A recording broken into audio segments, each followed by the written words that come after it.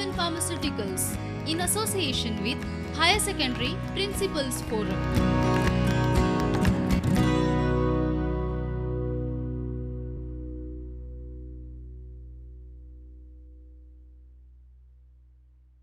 I am SayeshaParab from Sharada High Secondary, Ozarim, Pernem, Goa. So today I will be discussing the lesson that is era of one-party dominance. So before going to this lesson, we will just go back to the challenges of nation building. What you all have studied, we will just revise it. So first of all, you all had studied what were the three major challenges that were there. The first and foremost challenge was to shape the nation that was united. The second challenge was to establish democracy, and the third challenge was to ensure the welfare and the development of the society. So these were all the three challenges which you all had seen in this chapter. Also you all had seen the process of partition, then you all had seen the consequences of partition. What were the consequences of partition? Wherein there were atrocities, lot of killings, women were abducted and so on.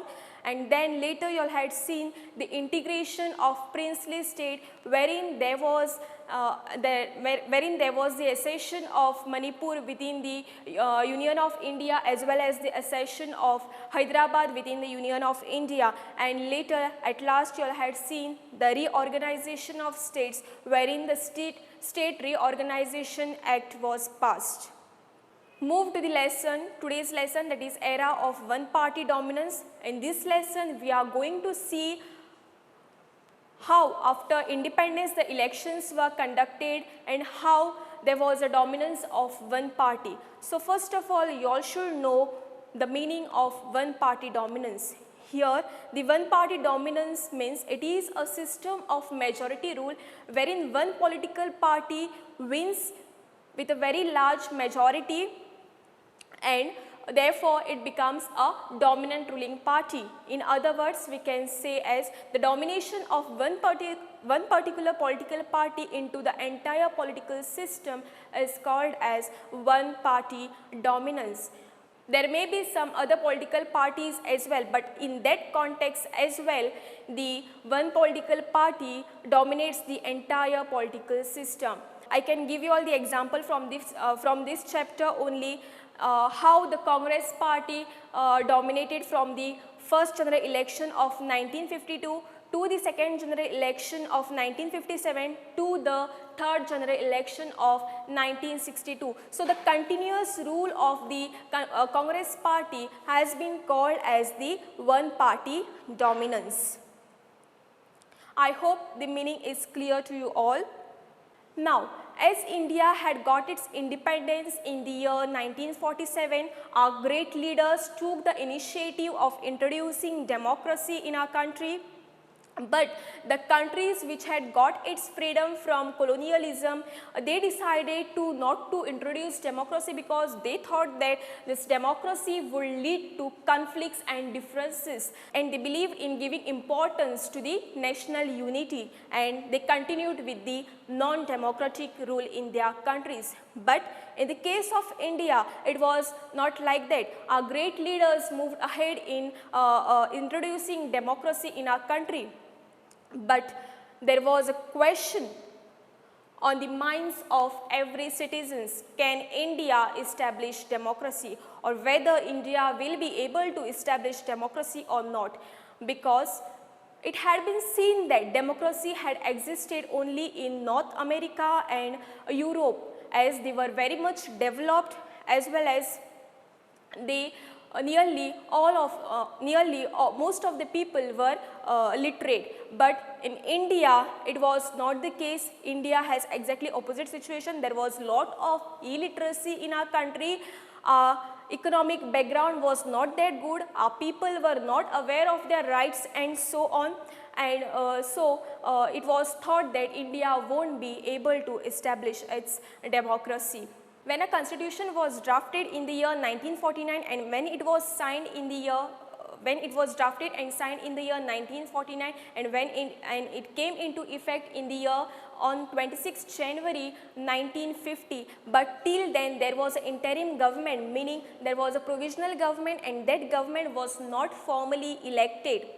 And so it was decided to hold the free and fair election, and to hold the election we cannot just hold elections, everything needs to be planned up properly, right from deciding the date of the election till declaring the result of the election. So election commission was set up in the year 1950, and the first chief election commissioner was Sukumar Sen, and to hold the free and fair election, the election commission had to face certain challenges. Now we will see what were the challenges that India had to face to hold the free and fair election in our independent India. First of all, it had to draw the boundaries of the constituencies. Then secondly, preparing the electoral roll, meaning to prepare the list of the citizens who are eligible to vote. And when the first list was published, it was found that almost 40 lakhs women's names were not included in the list, meaning the women were referred to as the woman of wife of so and so, or the daughter of so and so, or the sister of so and so. The exact particular name of the woman were not recorded in the list, and it was found that there were 17 crore eligible voters, and out of which only 15% were literate. So you all can see how much illiteracy was there in India. Then these eligible voters, the 17 crore eligible voters, had to elect about 3,200 MLAs and 489 members of the Lok Sabha. Being 15% literacy in the India, it was the election commission which had to come with special voting methods, and for this almost 3 lakh officers and polling staffs were trained. Then also India experimented the universal adult franchise, meaning earlier the voting age was 21 years, but by the 61st Amendment Act of 1988, it was the voting age of 21, the voting age from 21 was reduced to 18 years. So India had also experimented the universal adult franchise. Then it took all around 6 months for campaigning, polling and counting. And finally, the dates of the elections were declared from October 1951 to February 1952. So in the year 1952, the first general election was conducted, and it was the Congress party which had won this election of 1952. So now we will look the result of the election of 1952, as well as from 1952 to 1962, the 3 consecutive elections which were held, and it was the Congress party which had won the majority of the seats. If you all see the first general election, it was the Indian National Congress which had won 364 seats out of 489, and then the other parties had got a very less number of seats, that is Independent, Communist Party of India, Socialist Party, Kisan Mazdoor Praja Party, People's Democratic Front, Ganatantra Party, Hindu Mahasabha and others. So you all can see in the first graph how the Congress party got majority of the seats in the year 1952. Even when the election, the second general election was conducted in 1957, it was again the Indian National Congress which had got majority of the seats, and again in the third general election, it was again the Indian National Congress which had got 361 seats out of the 494 seats.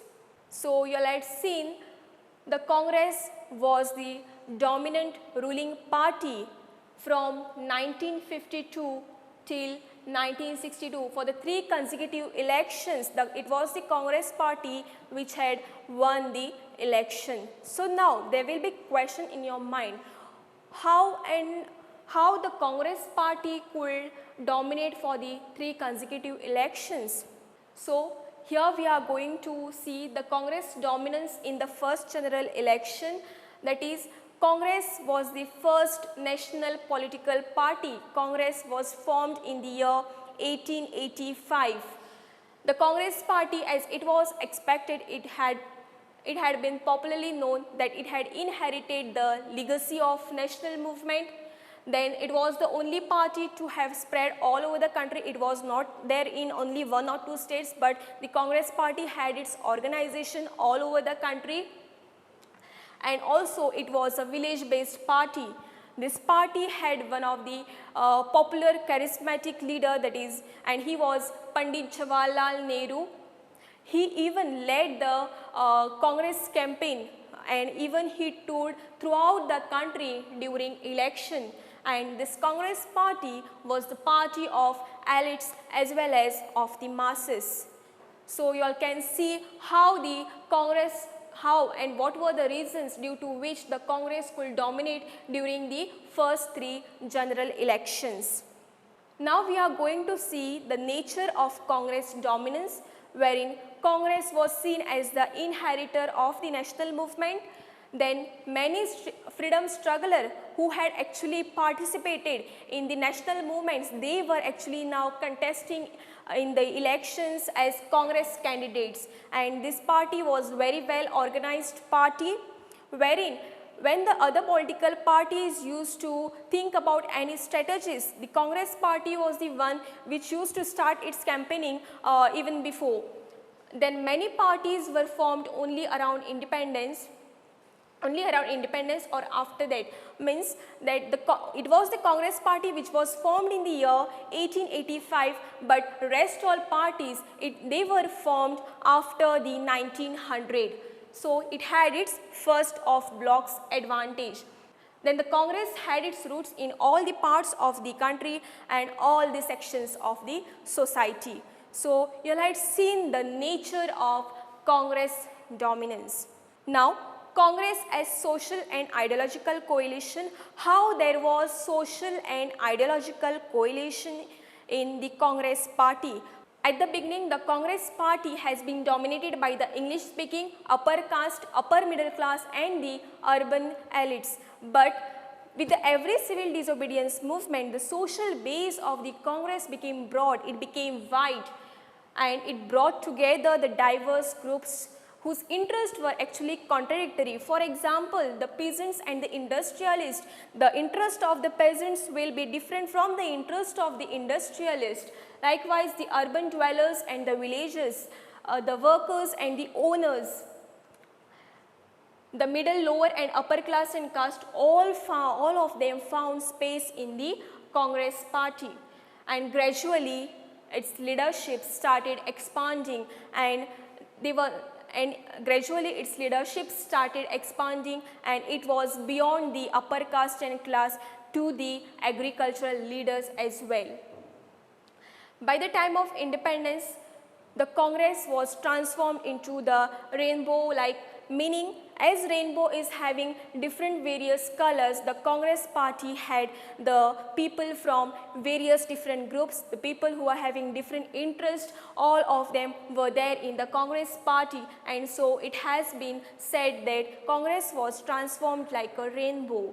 Then many of these merged their identity within the Congress party, but didn't merge their identity within the Congress party as it continued to exist within the Congress as groups and individuals holding different level.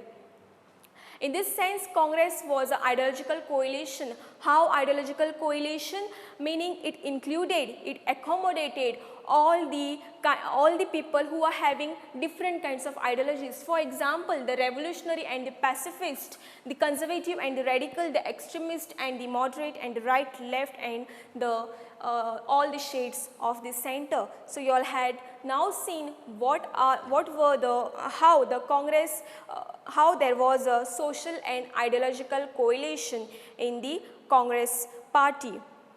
So now we are going to see the tolerance and management of factions. Now, as you all have seen, there was a social and ideological coalition in the Congress party, but the Congress party had to tolerate and manage the factions which were there in their party. What do you mean by faction? Faction is nothing but it is a group within the party with different ideology, and these factions were present in the Congress party. No doubt the social and ideological coalition, this gave strength to the Congress party.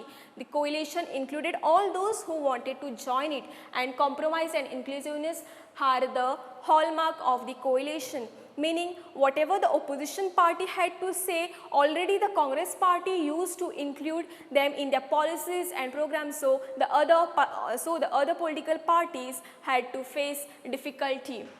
There was a greater tolerance of internal differences, and ambitions of various groups and leaders are accommodated. Obviously, when there are people, when there is a faction, greater tolerance of internal differences and ambitions of various groups and leaders are accommodated, meaning as the people were accommodated of different ideologies, different interests, there were internal differences. Obviously, there were internal differences in the Congress party.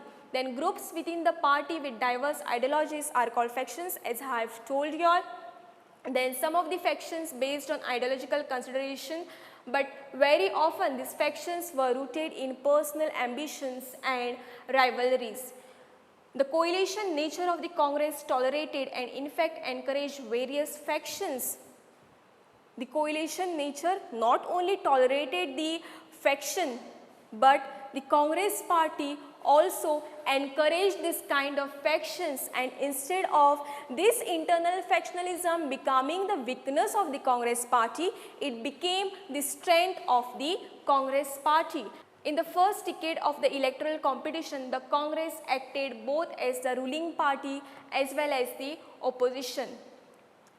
So, when we are saying the first decade of the election, the first decade was from 1952 to 1962. Now, Congress acted here as the ruling party as well as the opposition party. Obviously, Congress was the ruling party. How it acted as the opposition party? The policies framed by the Congress party, they themselves criticized. Why? Because there were factions present in the Congress party, and this period of Indian politics has been described as the Congress system. Till now, you all had seen the dominance of the Congress party. It was the Congress party which was dominating from 1952 to 1962. But this doesn't mean that there were no opposition parties. Yes, there were opposition political parties, and now we are going to see the emergence of the opposition political parties in India during the first general election. India had a large number of opposition parties, but these opposition parties were formed after 1900. Means they were there before the election. After 1900 they were formed, but they were almost there before the first general election. All the opposition political parties succeeded in gaining only a token representation in the Lok Sabha as well as the state assemblies. Opposition parties played a crucial role in maintaining the democratic character of the system, and these parties even criticized the practices and policies of the ruling party, and they also kept the ruling party under check. There was a mutual respect between the leaders of the Congress party and those of the opposition party, and the first general election included opposition leaders in the cabinet like Shyama Prasad Mukherjee and Dr. B.R. Ambedkar. So, there was an emergence of political parties in India during the first general election. they had formed after 1900. There were existence of these parties even before the election. So this was the emergence of political parties in India during the first general election. So now we are going to see which were the other opposition political parties in India. This is not there for your assessment. It is just I am briefing you all up with the name of the party and in which year it was formed. The Socialist Party was formed in the year 1934. Then the Communist Party of India, then the Bharatiya Jana Sangha in 1951. Muslim League in 1906 and Swatantra Party in 1959. So these were all the opposition parties, these were the main opposition political parties in India. So with this we have completed the today's lesson, that is era of one party dominance. We will just recap to what we have done today. That is, first of all, we had seen the challenges of building democracy, wherein what were the challenges our country faced in building democracy. The elections were conducted, what were the challenges which the election commission had to face to conduct the free and fair election in India. Then we saw how the Congress party dominated for the three consecutive elections from 1950 to 1962. Then we had seen the nature of Congress dominance, what was the nature of Congress dominance we had seen. Then the Congress as social and ideological coalition, how Congress accommodated the people from different interests, different groups, different ideologies into the Congress party. Then the tolerance and management of the factions, how the Congress party tolerated as well as managed the factions of the factions within the Congress party. Then we had seen the emergence of opposition parties. Yes, there were the opposition parties even before the election. They got a token of representation in the Lok Sabha and state assemblies. Even the opposition leaders were even in the first general election, the opposition leaders were included in the cabinet like Shyama Prasad Mukherjee and Dr. B.R. Ambedkar. And then last we had seen which were the other main political parties. So with this we have completed the today's lesson, that is era of one party dominance. Thank you. Prudent Scholars, powered by Lupin Pharmaceuticals.